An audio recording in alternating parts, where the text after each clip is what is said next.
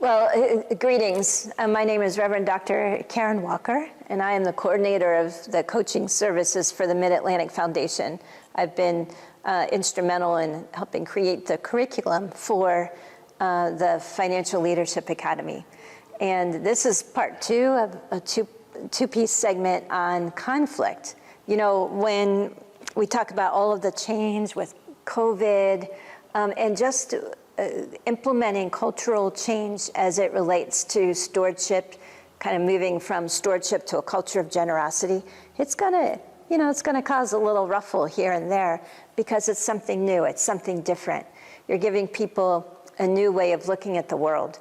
And on top of COVID right now, everybody is, I think, neck deep in the amount of change that's gone on in their lives. And so you might hit a little bit of resistance. And then after the resistance comes the conflict. And that's what I want to talk about today. In part one, I spoke about dealing with it from an organizational perspective. But today, in this segment, I want to talk about our own personal responses to conflict. So there are pretty much four ways that we respond ourselves personally when we encounter conflict, and here they are. You can be a martyr, a warrior, an avoider, or a worrier. And each of these are not the best responses, but they are the ones that are pretty much inherent within us. So let's talk about each one just for a moment. A martyr, you know, you're familiar with what a martyr is. You kind of lay down and take it, or you're the one who ends up being the scapegoat, or the one who says, I gotta fix this. And so you take the whole thing upon yourself. You lose sleep, you become very anxious, and all you want is for everybody to get along. And you take a personal toll as a result of being a martyr. A warrior says, oh, I love conflict. I want to get in there. I'm going to fight to the end. And, you know, often the persons that you're fighting against are not on the same page. And so fighting to the end means there's going to be a winner and a loser in the worst kind of way. And so maybe that's not the best response either. The third is avoider.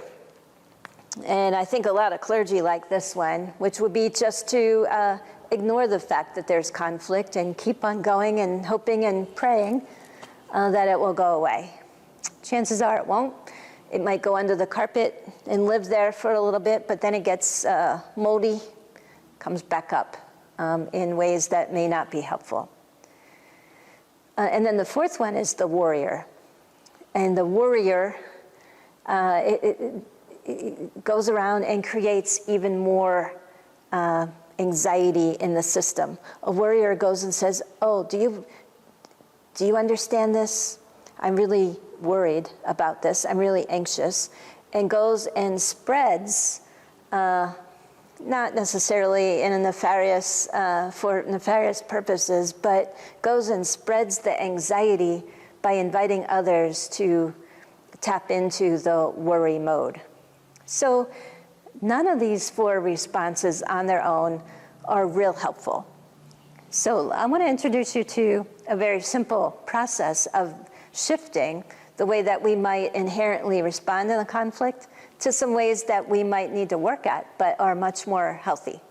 So what if we, instead of being martyrs, we're caregivers? So instead of taking it all on ourselves, asking questions like, how can I be helpful during this conflict? What can I do to help you in the midst of this? And so rather than seeing ourselves, you know, putting ourselves in the center of the picture, see ourselves as helping someone else. So imagine yourself changing hats from martyr to caregiver.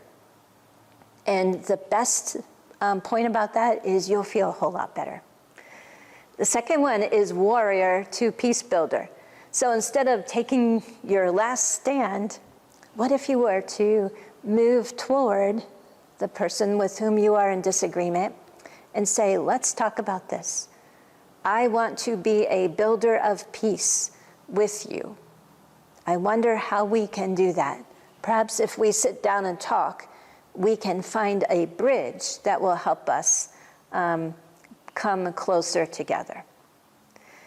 The third one is avoider. So rather than avoid the conflict, walk toward the person with whom you are in conflict, and embrace, not really, don't walk up and just hug somebody, but embrace the person in terms of this. I really want to know more about you. I want to understand where you are coming from.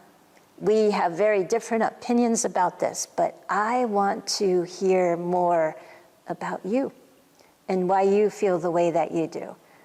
And I am willing to sit and just listen.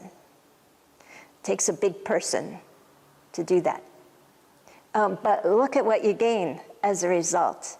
And that can be a very fulfilling experience for both people involved. And then the avoider doesn't have to feel like, oh no, any day this argument or conflict may arise again.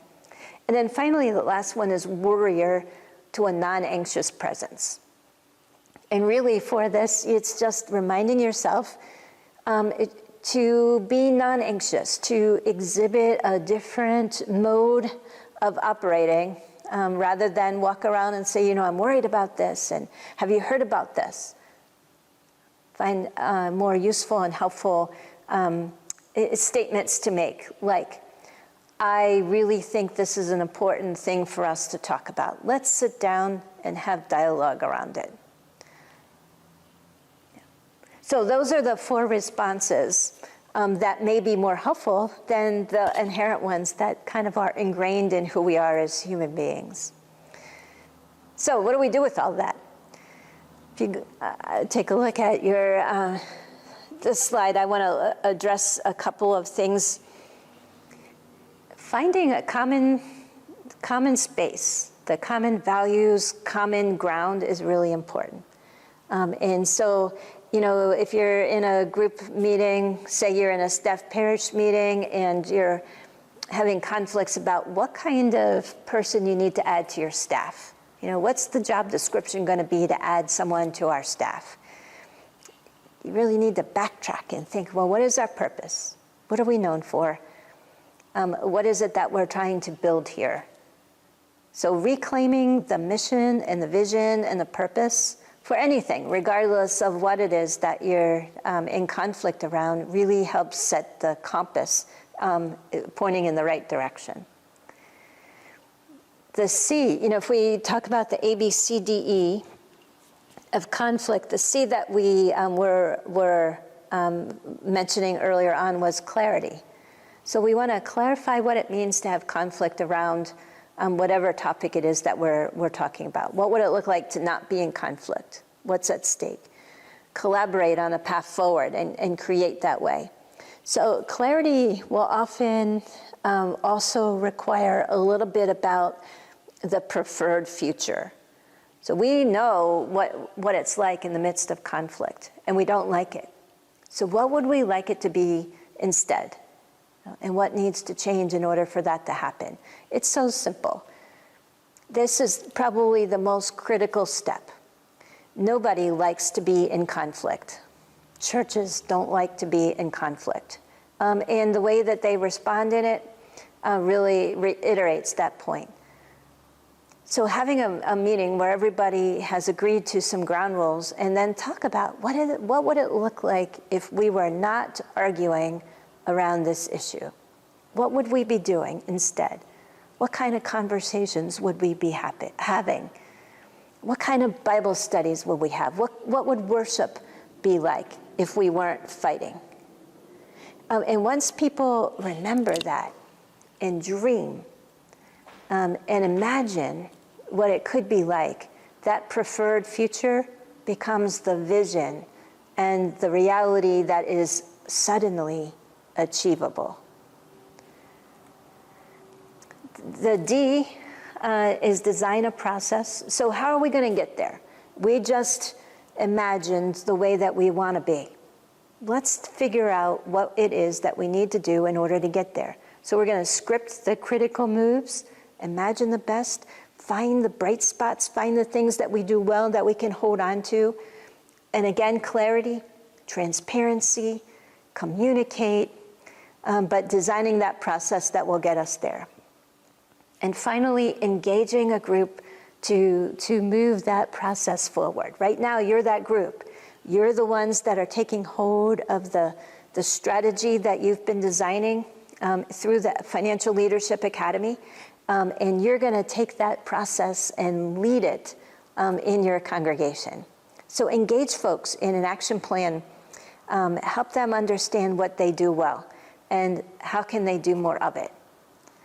Where are the places of conflict, and what can we do so that we can move forward? What's it going to take for us to move forward?